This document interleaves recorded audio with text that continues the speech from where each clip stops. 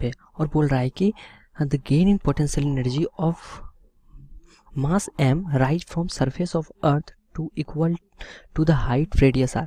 मतलब कि अगर मान लीजिए कि यहाँ पे कोई अर्थ है, यहाँ पे अर्थ है, ठीक है, इसका रेडियस कितना होगा, r होगा।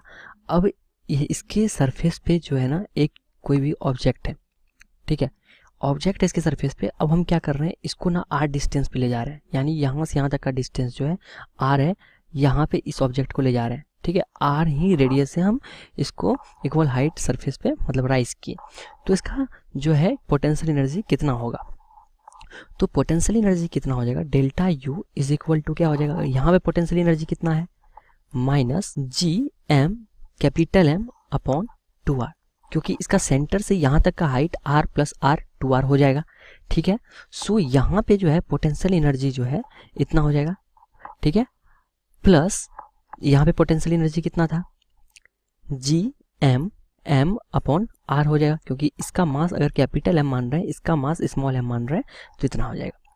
अगर इसको कैलकुलेट करते हैं तो डेल्टा यू आ जाता है, क्योंकि यहाँ पे 2r जो है इसका एलसीएम आ जाएगा, और minus G small M into capital M plus 2m, ठीक है।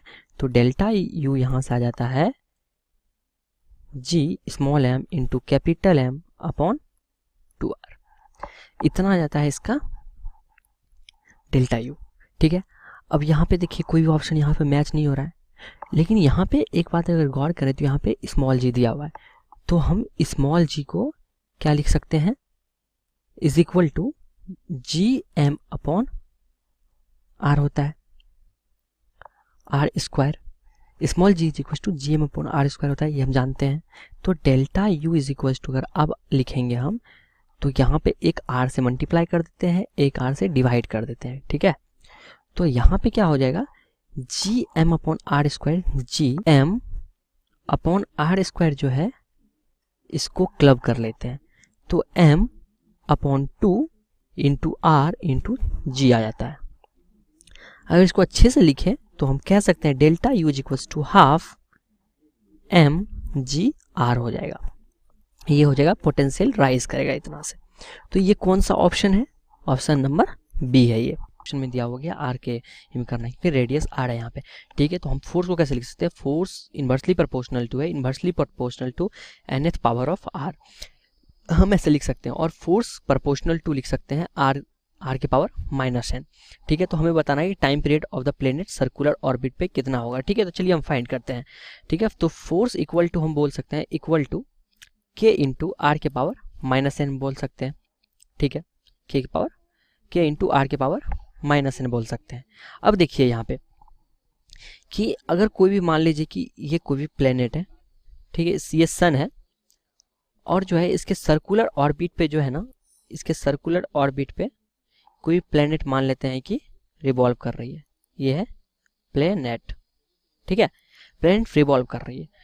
तो ये जो है इस पे सेंट्रीपिटल जो फोर्स होगा, ये force equal to centripetal force होना चाहिए, ठीक है। यानी कि हम बोल सकते हैं यहाँ पे के आर के power minus M equal to M, mass अगर इस कैपिटल एम है तो M into R into omega square बोल सकते हैं सेंट्रीपिटल फोर्स, ठीक है।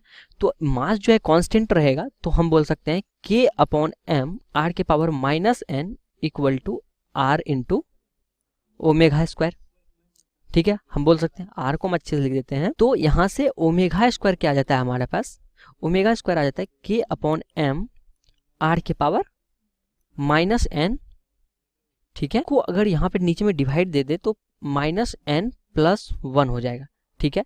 तो ओमेगा इक्वल टू हो गया, ओमेगा इक्वल टू हो गया K upon M R minus N plus 1 upon 2 हो गया, ठीक है।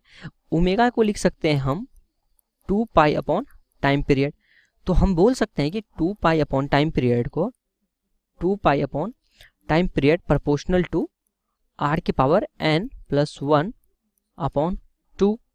तो यहाँ से टाइम पीरियड प्रोपोर्शनल टू, क्योंकि ये नीचे अगर ऊपर करेंगे तो time period proportional to R के पावर n प्लस 1 अपॉन 2, ये जो माइनस प्लस हो जाएगा, ठीक है, इतना के प्रोपोर्शनल है। तो ये आंसर किस में है, ये है सी नंबर ऑप्शन में, ठीक है। तो हमारा सी नंबर ऑप्शन आंसर हमारा हो जाएगा। डी में मतलब कि दिफ्त में जाएंगे तो कितना, अब बोल रहा है कि जी और डी जो दोनों अगर much smaller than radius of R, अगर रेडियस ऑफ आर के रिस्पेक्ट में ये थोड़ा सा बहुत कम है, ठीक है। बोल रहा है then which of the following, यानी कि डी और एच में रिलेशन लाना है। तो सबसे पहले तो अगर हम जी का ना वेरिएशन हाइट में देखें क्या होता है कि G into 1 minus 2h upon R होता है, ठीक है। और जी का वेरिएशन जो है ना डिफ्थ पे जाने पे कितना होता है, G into 1 minus D upon R हो जाता है, ठीक है। अब ये हो गया इक्वेशन 1, इसको मानते हैं इक्वेशन 1, और ये जो है ना इसको इक्वेशन 2 मानते हैं, ठीक है। यहाँ पे अगर हम इक्वेशन 1 और इक्वेशन 2 को अगर हम कंपेयर करें, ठीक है, इक्वल करें, equating ji H and G D को अगर इक्वेट करें तो हमारे पास वैल्यू आता है G into 1 minus 2h upon R is equal to G into 1 minus D upon R, ठीक है। अगर करें तो जी जी कैंसिल हो जाएगा और हमारे पास वैल्यू आ जाएगा d इक्वल टू 2h। तो d इक्वल टू 2h किस ऑप्शन में है, d equal to 2h, D option, D number option है जो 10 सेंटीमीटर है, ठीक है, वो बड़ा वाला स्फेयर का। और बोलता है कि work done against the gravitational force कितना होगा अगर उसको बहुत दूर ले जाते हैं, ठीक है। अगर बहुत दूर ले जाते हैं तो इसका पोटेंशियल एनर्जी मतलब कि जीरो कर रहे हैं, तो पास में पोटेंशियल एनर्जी कितना होगा, वर्क डन कितना होगा, चेंज इन पोटेंशियल एनर्जी हो जाएगा। तो मान लेते हैं कि ये बड़ा वाला स्फेयर है जिसका कि मास जो है कैपिटल एम है, ठीक है। और मान लेते हैं कि ये छोटा वाला मास है जिसका कि मास जो है ना स्मॉल एम है, ठीक है। और दो इसके ऊपर ये रखा हुआ है, ठीक है। अब इसको जो हमें बहुत दूर ले जाना है, ठीक है ना, यानी कि इसका दोनों के बीच का डिस्टेंस बढ़ा देना है, ठीक है। तो अगर हम यहाँ पे वर्क डन कैलकुलेट करें तो work done equal to delta U हो जाएगा, is equal to U final minus U initial हो जाएगा। तो यू फाइनल कितना हो जाएगा, U final 0 minus U initial कितना हो जाएगा, minus G M into small m upon R हो जाएगा, ठीक है। तो यहाँ से work done is equal to आ जाता है हमारे पास G capital M into small m upon are आ जाता है। उसके बाद अगर यहाँ पे हम वैल्यू रखें जी का वैल्यू दिया हुआ है 6.67 इंटू 10 के power minus 11 newton metre square upon K G square, ठीक है, इंटू मास एम 100 kg दिया हुआ है, इंटू स्मॉल मास कितना दिया हुआ है 10 अपॉन 1000, क्योंकि 10 ग्राम दिया हुआ है 1000 से डिवाइड करके इसको केजी में बदल दिए, और अपॉन रेडियस 0.1 दिया हुआ है, या फिर 10 अपॉन 100 भी लिख सकते थे।